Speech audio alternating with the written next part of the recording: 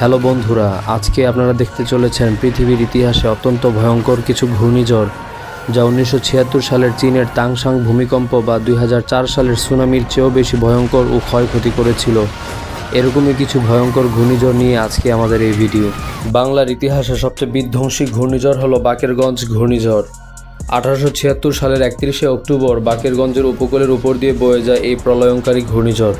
এটি the great Bakerganj 1876 নামেও পরিচিত। 1876 সালের 31শে অক্টোবর মেঘনার মোহনা এবং চট্টগ্রাম, বরিশাল এবং নোয়াখালীর উপকূলে তীব্র ঝড়, জলোচ্ছ্বাস ও প্লাবন সংঘটিত হয়। বাতাসের তীব্রতা ছিল ঘন্টায় 220 কিলোমিটার, আর সমুদ্রের ঢেউ বয়ে যাচ্ছিল স্বাভাবিকের চেয়েও প্রায় 20 ফুট উপর দিয়ে। ঘূর্ণিঝড়ে বাকেরগঞ্জের নিম্নাঞ্চল সম্পূর্ণভাবে প্লাবিত হয়ে যায়। ঝড়ে আক্রান্ত হওয়া ছাড়াও ঝড় পরবর্তী বিভিন্ন অসুখ ও অনাহারে মানুষ মৃত্যুবরণ করে। আনুমানিক 2 লাখ মানুষের প্রাণহানি ঘটে এই ঘূর্ণিঝড়ে। এরও বেশি মানুষ মারা যায় ঘূর্ণিঝড় পরবর্তী মহামারী এবং দুর্ভিক্ষে।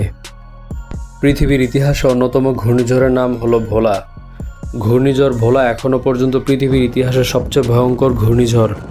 1970 সালের 11 নভেম্বর আছড়ে পড়েছিল শক্তিশালী ক্রান্তীয় ঘূর্ণিঝড় সুপার সাইক্লোন ভোলা। সিম্পসন স্কেলে ক্যাটাগরি 3 মাত্রায় ঘূর্ণিঝড় ছিল এই ভোলা। এটি ছিল সর্বকালের ভয়ঙ্করতম প্রাকৃতিক দুর্যোগ। 1976 সালের চীনের তাংসাং ভূমিকম্প বা 2004 সালের সুনামির চেয়েও বেশি ক্ষয়ক্ষতি করেছিল এই ভোলা।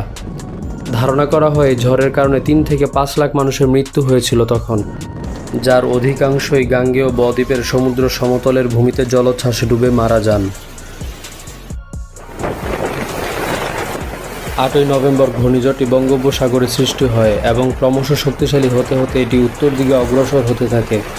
11 নভেম্বর এর গতিবেগ সর্বোচ্চ ঘন্টায় 185 কিলোমিটারে পৌঁছায় এবং সে রাতেই উপকূলে আঘাত হানে। জলোচ্ছ্বাসের কারণে পূর্ব পাকিস্তানের দক্ষিণ উপকূলীয় অঞ্চল ও দ্বীপসমূহ প্লাবিত হয়।